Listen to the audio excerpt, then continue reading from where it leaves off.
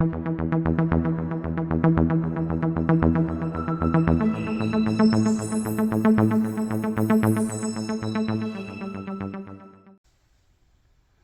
vinyl community, it's Matt here again, and today I have an unboxing video. Inside this box is, hopefully, the 50th anniversary edition of Band on the Run by Paul McCartney and Wings. And it's probably up there with one of my favorite albums of all time. Maybe not quite the top 10, but possibly the top 20 or 30. And I think it's definitely the best Wings album, and it's up there with the best of McCartney's post-Beatles albums in general too. So this is an album that I do have 3 copies of already, but 3 different copies. So I already have a US first pressing with the nice hype sticker on it, still in the shrink, still got the price sticker on it too. And this was I think I paid like $5 for this from a record store that was just opening several years ago. And I also have this 1978 picture disc, which I think is it's a Capitol Records release. Capitol were releasing, they released several Beatles albums as well, like I think Revolver, Pepper, Abbey Road, maybe 1 or 2 others.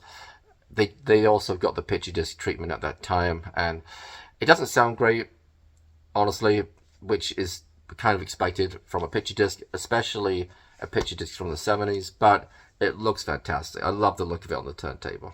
So it wouldn't be my go-to though for a good audio experience, that's for sure. But my go-to for a good audio experience right now would be this one. This is the CBS Master Sound half-speed mastered version, and this is a fantastic sounding copy of this. This up till now is probably one of the best, at least on vinyl. It's probably the best sounding copy that I've heard, and it sounds fantastic. And this is still in the original sleeve. This was originally a sticker keeping it sealed shut that says Master Sound on it, and this still has a price sticker. Apparently this cost $12.98 back on October the 6th, 1982. You probably can't see that, it's not focusing very well, but yeah, this is a fantastic sounding copy, easily my best sounding copy, at least till now. Maybe this is going to better it. So let's start opening it. Now, I got the 2 LP set, which has the extra stuff on disc 2. So let's take a little look-see. Get this open, and then I'll lift it out and show you guys. Now, I think the only place you can order this right now is on the official Paul McCartney website. I mean, obviously there's already scalpers selling them on eBay, but yep, here we go. Here it is. So it comes in this nice slip case right here, so you can kind of tell both the records are in here. So disc 1 is half-speed mastered, just like this copy. So it'll be interesting to compare the two and see if this is an improvement. Maybe it will be, maybe it won't, I don't know. And yeah, the original US track listing, that just means it contains Hell on Wheels. Hell on Wheels was not on the original UK pressing of this, but it was on the US one. It's on every copy that I have here, although these are all US releases that I have. But yeah, I think it adds to the album. I know it wasn't originally intended, but it's better than several of the other songs on the album. So I like the fact that it's on there. And yeah, we got this white slipcase. Disc 2 is the so-called underdubbed versions of all the songs. All of the songs except Hell on Wheels. So they've kept the original UK track listing for disc 2. And these are all kind of, I mean, it says here, rough mixes. So these will be tapes that before the overdubs were done, essentially. And I'll show you guys the back. Let's get a closer look at the front too. There's the sticker, the hype sticker.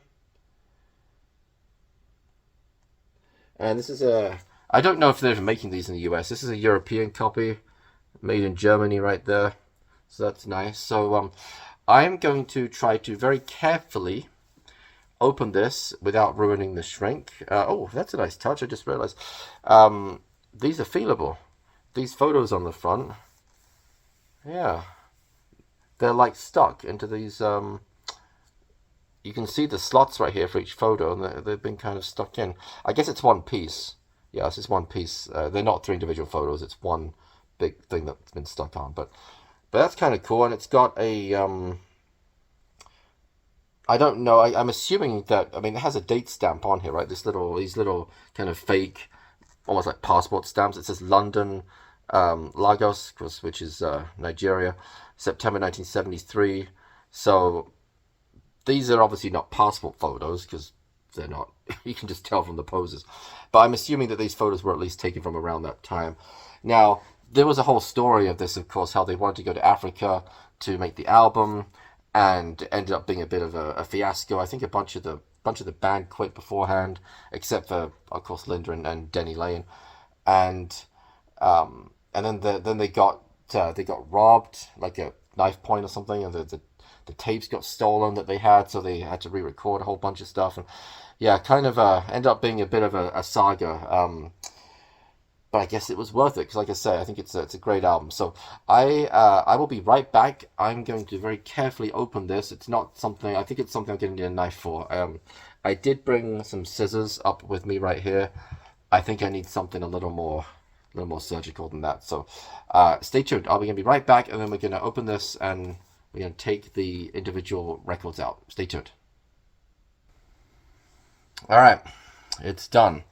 So I managed to keep the shrink on, very nice. Just carefully open up the side. And, you know, I know some people probably wonder, why would you keep the shrink on it?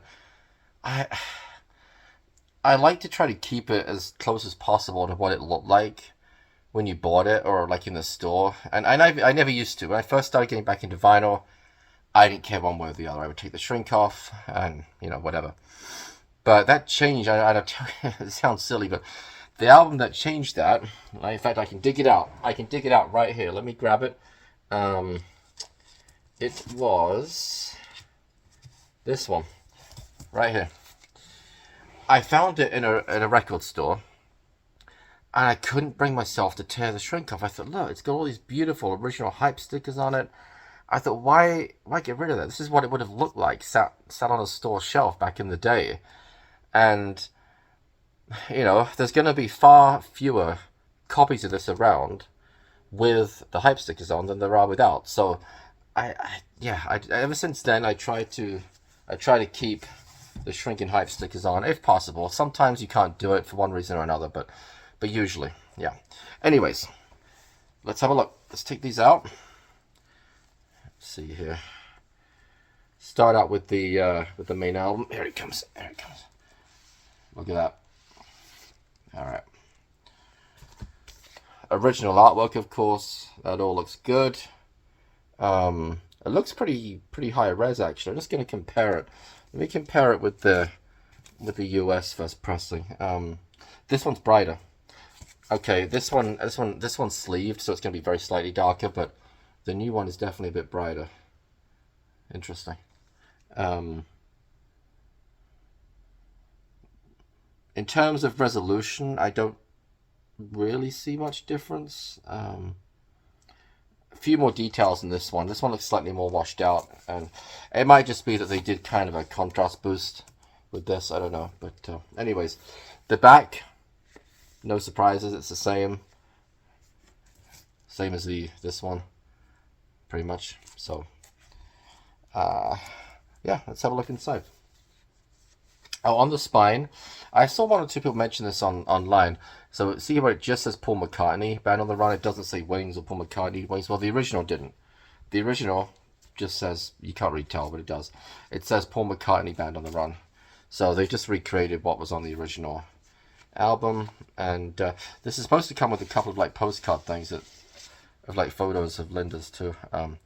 So let's have a look at what we've got in here, shall we? Now, we get the poster. This poster was with the original pressing as well back in the day.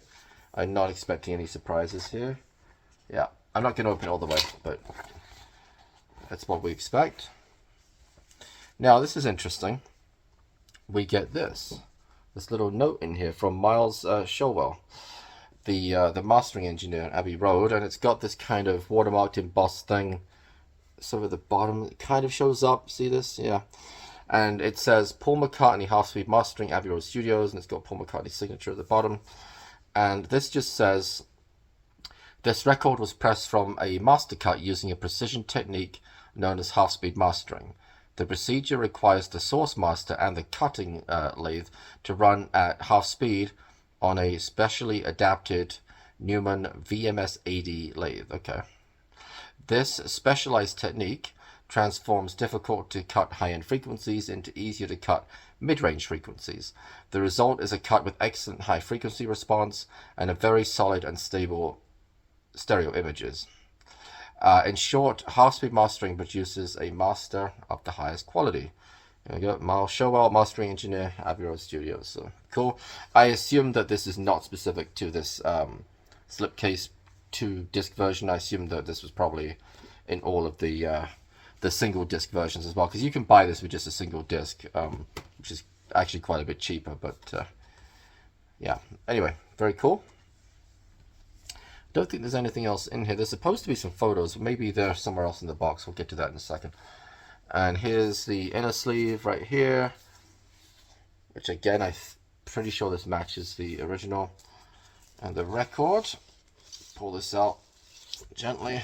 Yeah, it is on heavyweight vinyl. Geez, definitely 180 grams. Yeah, there's the B-side. Yeah, very cool. It's got the little Apple logo right at the top. That's unique. Pretty sure that wasn't on the original. Or was it? Now I gotta know. Now I gotta take a look. Bear with me. Hang on. I don't remember that being on the original. Let me see. Let's have a look at this one.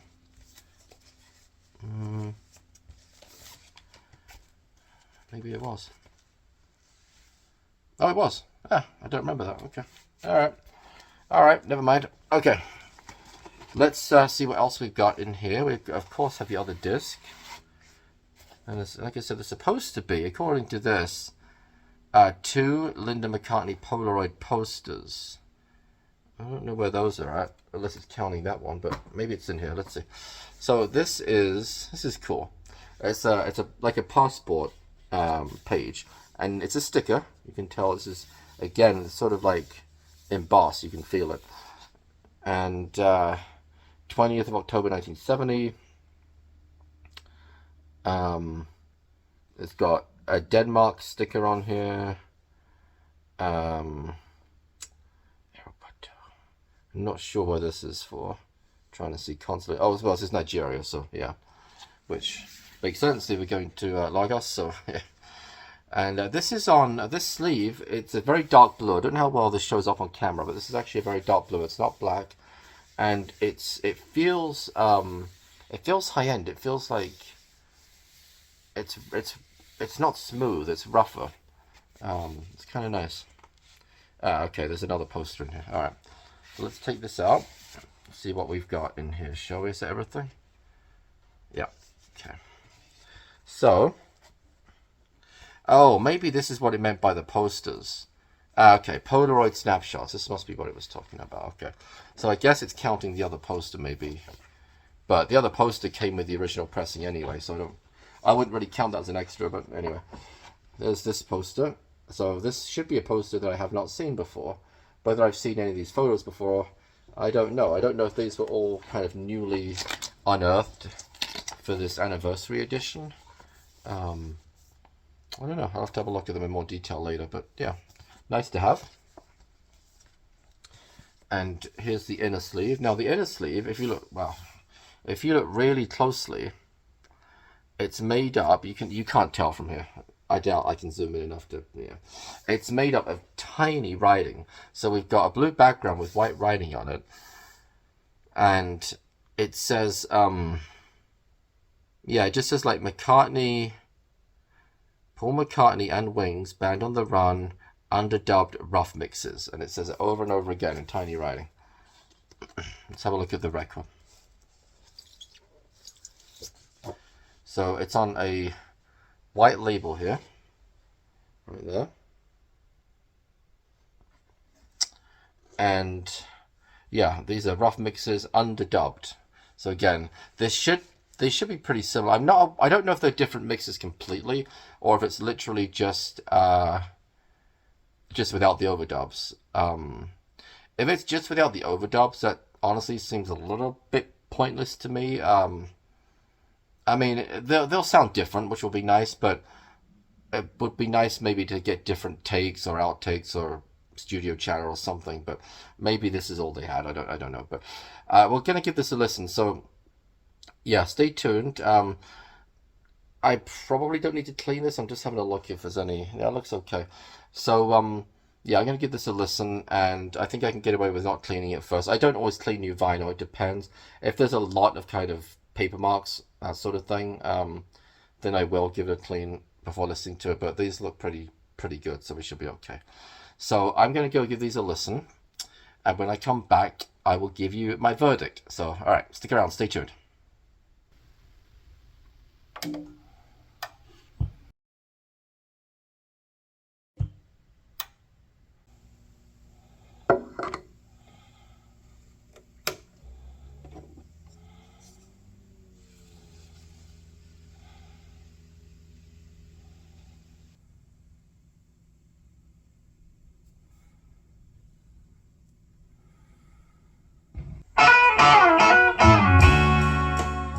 All right, we're back. We've listened to everything, both records, both sides. And let me just correct something first. I said earlier that disc 2 followed the UK track listing. That's actually not true. Well, except for the fact that it doesn't include Helen Wills, but the order of the tracks is different. And as soon as track 2 came on, which is Mamounia, I was like, oh, okay, this should be Jet. So I didn't notice that. But let's start off with the sound quality of both. It's pretty spectacular, actually.